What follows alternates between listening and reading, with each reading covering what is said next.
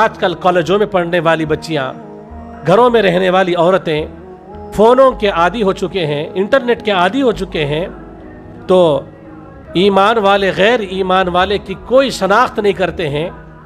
بس اس کے دو میٹھے جملے یا اس کے اپنے مال کے بارے میں وہ کچھ بتا دیتا ہے، پراپرٹی کے بارے میں کچھ بتا دیتا ہے، تو اپنی عقل کو استعمال کیے بغیر اپنے خواہشات کو مقدم رکھ کر کیا کرتے ہیں کہ اپنا دل کا سودا کر لیتے ہیں.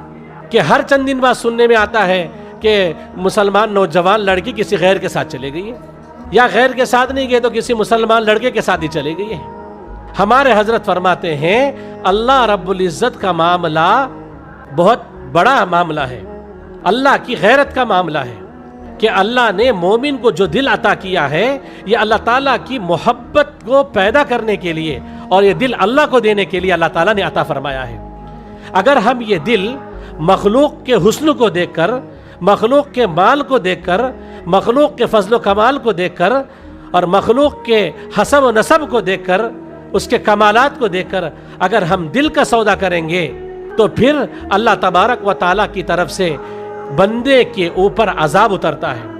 اس لیے آپ دیکھ لیجئے جتنے نوجوان بچوں نے لو میرج کیے، محبت کر شادیاں کی، تو اللہ تبارک و تعالیٰ ان کو مزہ آتے رہتا ہے، لیکن نکاح ہو جانے کے بعد اللہ تبارک و تعالیٰ زندگی کے اندر آپ جوڑے کے اندر کیا کرتے ہیں، مودت اور رحمت رہنے کے بجائے ایک دوسرے کو چہرہ دیکھنا پسند نہیں کرتے.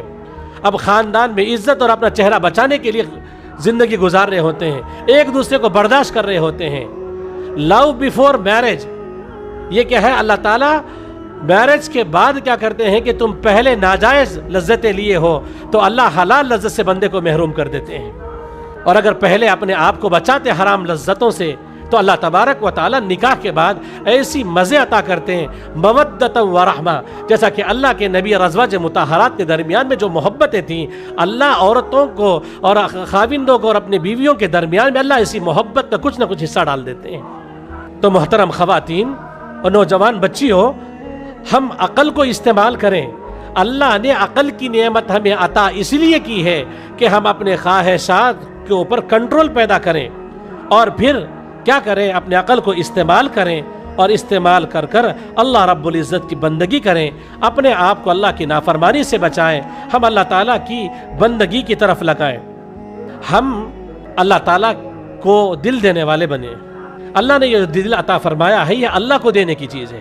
اللہ نے انسان کے بدن کے اندر مختلف اعضاء ڈبل بنائے ہیں، لیکن اللہ نے دل جو بنایا ہے، ما جعل اللہ لرجل من قلبین فی جوفہ، اللہ نے انسان کے سینے کے اندر اللہ نے دو دل نہیں بنائے، اللہ نے ایک ہی دل بنایا ہے. ہمارے حضرت فرماتے ہیں اللہ دو دل بناتے تو ایک دل ہم رحمان کو دے دیتے اور ایک دل شیطان کو دے دیتے.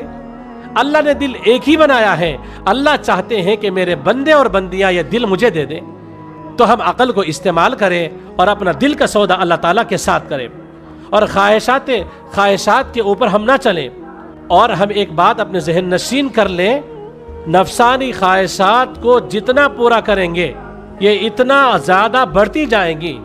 ان کو ختم کرنے کا ایک ہی طریقہ ہے، اب نظر انداز کر دیں اور اللہ تعالیٰ سے دعا مانگنا شروع کر دیں. یہ دنیا کے اندر خواہشات کبھی پوری نہیں ہو سکتی ہیں.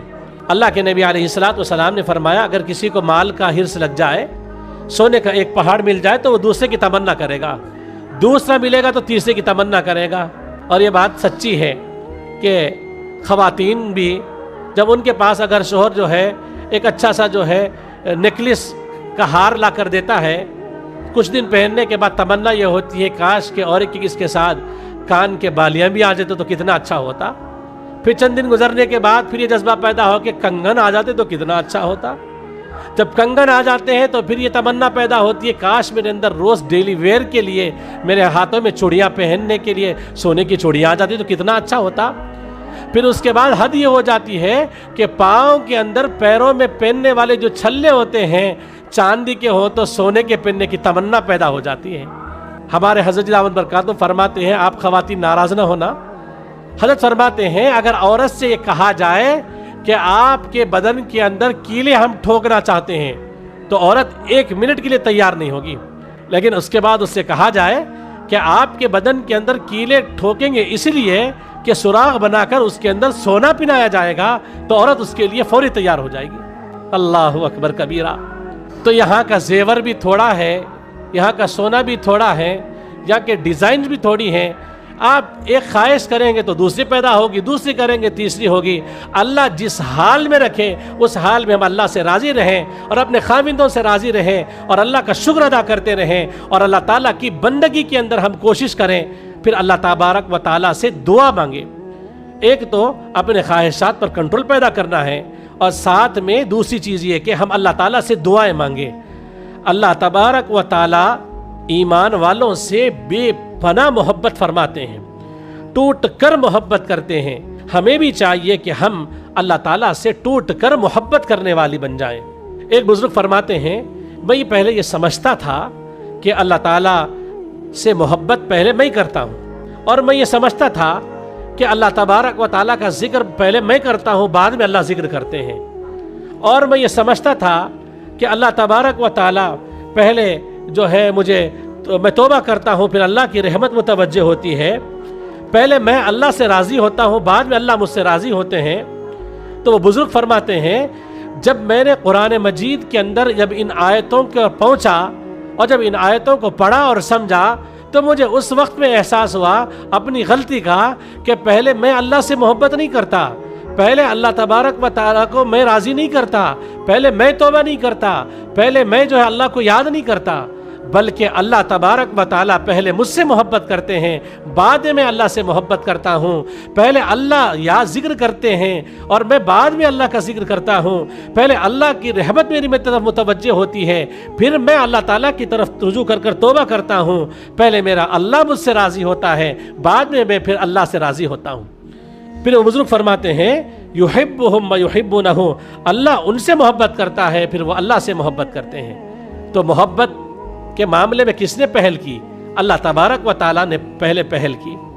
پھر اس کے بعد جو ہے قرآن مجید کی آیت میں ہے، رضی اللہ عنہم ورضوا عنہ، اللہ ان سے راضی ہو گیا، وہ اللہ سے راضی ہو گئے۔ آپ بتائیے کہ پہلے کون راضی ہوتا ہے؟ پہلے اللہ راضی ہوتا ہے، بعد میں بندے راضی ہوتے ہیں۔ وَلَذِكْرُ اللَّهِ أَكْبَرُ، اللہ کا ذکر بہت بڑا ہے۔ پہلے اللہ بندے کو یاد کرتے ہیں، پھر بعد میں جا کر بندہ اللہ کو یاد کرتا ہے۔ پھر ثُمَّ تَابَ عَلَيْهِمْ لِيَتُوبُوا، پھر جو ہے اللہ تبارک و تعالیٰ کی طرف تو جو ہے بندے کی طرف رحم فرماتے ہیں تاکہ وہ اللہ سے رجوع کر لیں۔ تو پہلے اللہ کی رحمت متوجہ ہوتی ہے، پھر اللہ تبارک و تعالیٰ کی طرف بندہ رجوع کرتا ہے توبہ کے ذریعے سے۔ اللہ تبارک و تعالیٰ چاہتے ہیں، محبت کرتے ہیں، رحمتوں کا نزول کرتے ہیں۔ آپ بتائیے کہ ہم نے جو اتنی نعمتوں کے بارے میں ابھی آپ کے سامنے ذکر کیا، یہ نعمتیں کیا ہم نے اللہ سے مانگ کر لی ہیں؟ اللہ نے پہلے بھی نعمتیں عطا فرما دی ہے۔ تو اس سے پتہ چلتا ہے کہ اللہ تبارک و تعالی ہم سے ٹوٹ کر محبت کرتے ہیں۔